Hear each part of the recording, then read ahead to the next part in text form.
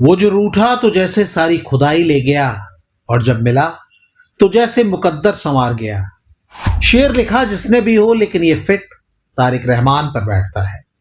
बांग्लादेश के नए सियासी महबूब बने तारिक रहमान ने कुछ महीने पहले खुद भी कहां सोचा होगा कि दशकों पहले रूठी किस्मत पुरानी महबूबा की तरह मेहरबान हो जाएगी और एन वैलेंटाइंस डे के रोज ऐसा गिफ्ट दे देगी जिसकी ख्वाबों में भी कल्पना न हो।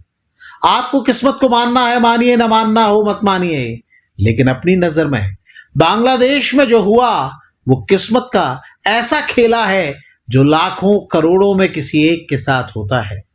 सियासत की कहानी आपको सब सुनाएंगे, हम आपको मोहब्बत की कहानी सुनाएंगे और उस मोहब्बत के जरिए बदले मुकद्दर की तस्वीर दिखाएंगे।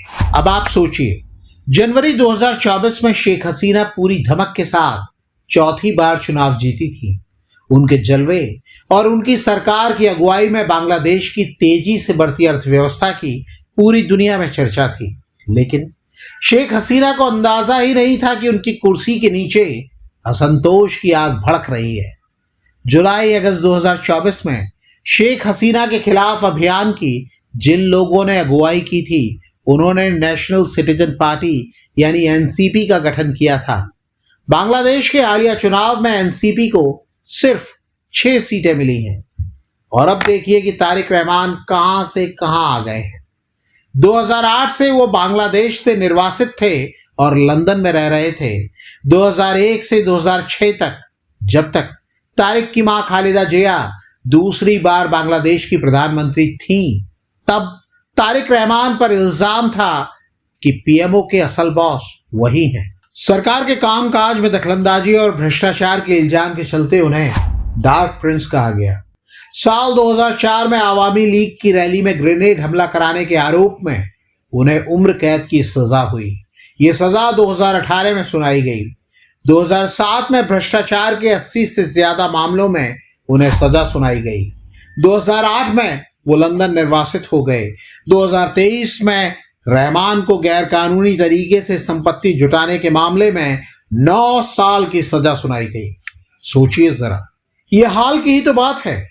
उस वक्त तक यही माना जा रहा था कि तारिक रहमान की किस्मत ऐसी रूठी है जो अब शायद ही कभी मेहरबान हो।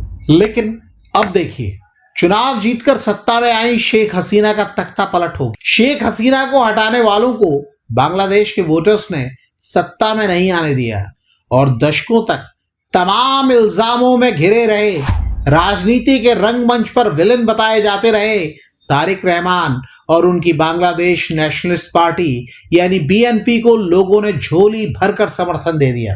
25 दिसंबर 2025 को ही संकेत मिल गए थे। तारिक रहमान इसी दिन 17 साल बाद बांग्लादेश लौटे थे। ढाका एयरपोर्ट पर उनके स्वागत के लिए 1 लाख से ज्यादा लोग जुटे। उनकी मां और 2 बार बांग्लादेश की प्रधानमंत्री रही खालिदा जिया तब बहुत बीमार थे। तारिक रहमान की वापसी के 5 दिन के बाद उनकी मौत हो गई और तभी यह तय हो गया कि बीएनपी तारिक रहमान की अगुवाई में चुनाव लड़ेगी। शेख हसीना की आवामी लीग पर चुनाव में हिस्सा लेने पर पाबंदी थी, तो हसीना के समर्थकों ने भी बीएनपी को ही वोट दिया। यह भी एक कमाल है। शेख हसीना और खालिदा जिया हमेशा एक दूसरे की कट्टर विरोधी रही। तारिक रहमान पर तमाम इल्जाम शेख हसीना सरकार ने ही लगाए, लेकिन इस चुनाव में वोटरों के बीच सारी दूरियां मिट गईं। शेख हसीना के समर्थकों को दूसरे विकल्पों की तुलना में तारिक रहमान ही बेहतर नजर आए। शेख हसीना को भारत ने शरण दी हुई है और ये ओपन सीक्रेट है कि खालिदा जिया के प्रधानमंत्री रहते भारत और बांग्लादेश के रिश्तों में हमेशा तल्खी रही।